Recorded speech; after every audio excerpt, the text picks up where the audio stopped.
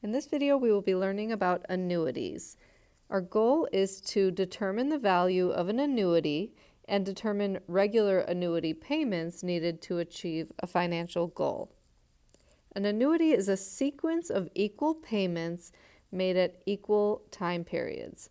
The value of an annuity is the sum of all deposits plus all interest paid. The big difference between annuities and the previous lessons where we learned about simple interest and compound interest. With our simple interest and compound interest problems, they were one-time deposits where you deposit money in the beginning and then you never add money yourself again. You just wait until your time period is over and then you see what your value in the account is. If you're actually trying to save money, it's much more sensible to repeatedly add money to your savings account. So that's the big difference. An annuity is a repeated deposit where you add money to your account on regular intervals. Maybe every month you add $50 to an account, or maybe every 3 months you add $500 to an account, or it could be every 6 months, every year. But the idea is it's a repeated deposit. So here's our formula for annuities right here. Same variables that we've been dealing with. A is still the future value. P is still the principal, but this time P is going to be the amount of money you deposit on regular intervals. So let's say you deposit $300 a month. P would be $300. And then R is still your interest rate in decimal form, T is still the time in years, and N is still the number of compounding periods per year. And one more thing about this formula, it has brackets shown, but when you plug it in your calculator, you want to use parentheses, not brackets. The calculators won't like brackets. Really, those are just supposed to be more grouping symbols, more parentheses. If you try to plug in brackets, they're going to want you to like put in a list or something. So just stick with parentheses. Okay, let's try this example. Mary deposits $2,000 at the end of each semi-annual period for 15 years at 11% interest, compounded semi-annually. Find the amount she will have in her account at the end of the 15-year period. So in this problem, the amount she repeatedly deposits is $2,000. That's going to be P. 15 years, that's our T. 11% is our interest rate. We have to change that to a decimal, so it's going to be 0.11. And it says semi-annual period, indicating that N is 2. So she's going to be depositing $2,000 twice a year for 15 years. And so now for the formula, A equals, put a big fraction. On the top, I start with 2,000, the P value, and then I put a parenthesis and another parenthesis, and then 1 plus the rate, 0.11 over N, which is 2. Close that parenthesis, raise that to the NT power, 2 times 15.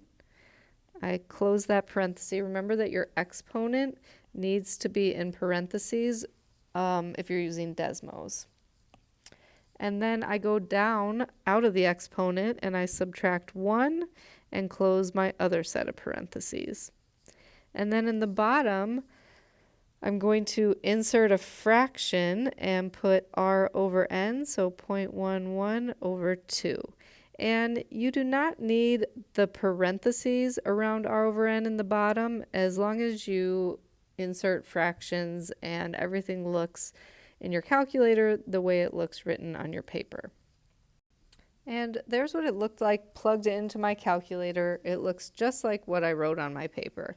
Make sure you're practicing plugging this in to your calculator because there's a lot of mistakes you can make with plugging in. Some people are putting a decimal instead of times when they multiply.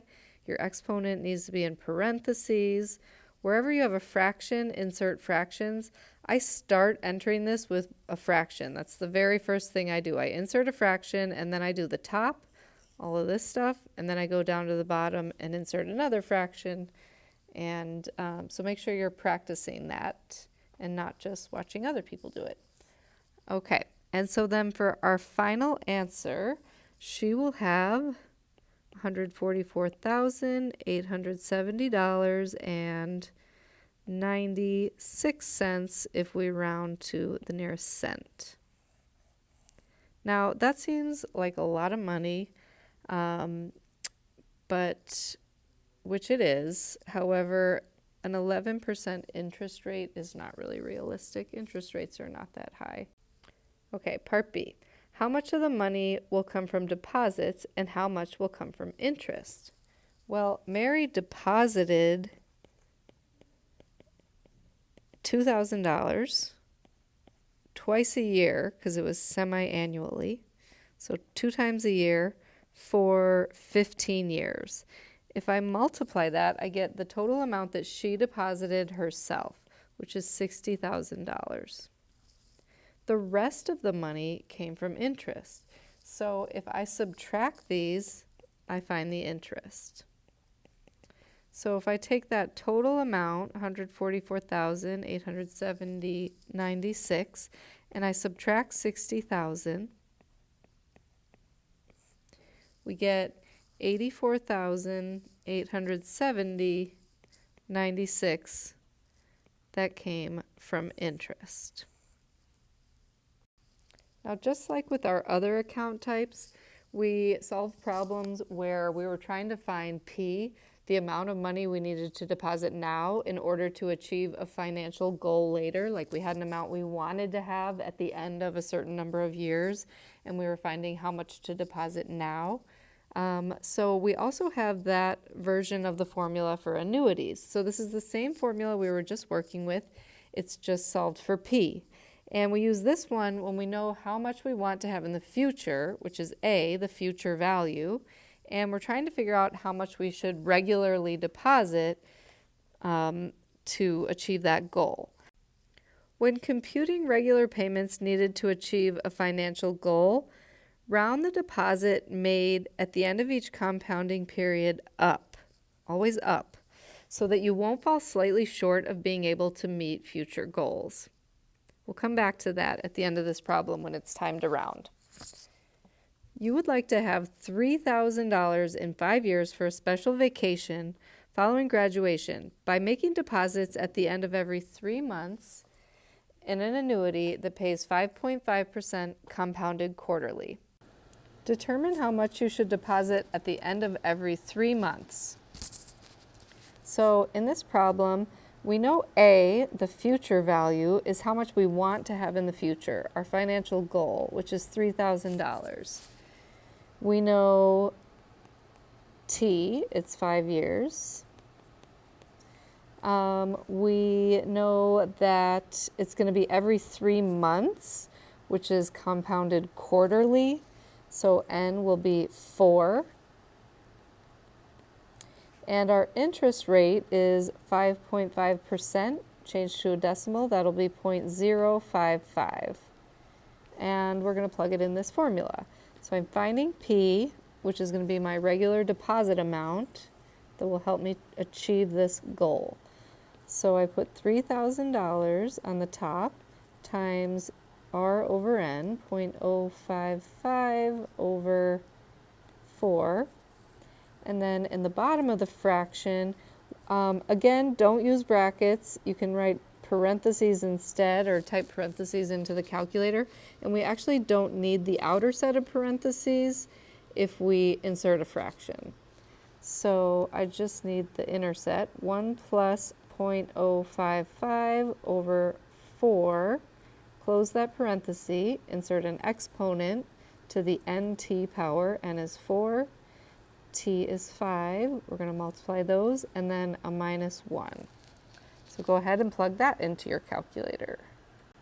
I started by inserting a fraction, and then I typed the top, I moved down to the bottom, and it looks exactly the way it's written on my paper. And remember how we talked about how we always round up when using a P equals formula?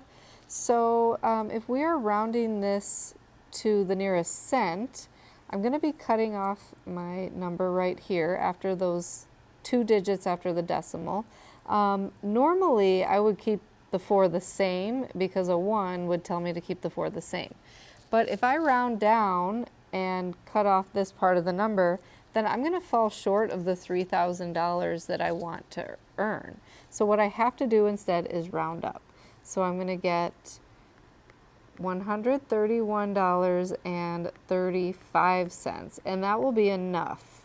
I'll make, since I rounded up, I will hit my goal of having $3,000 in 5 years.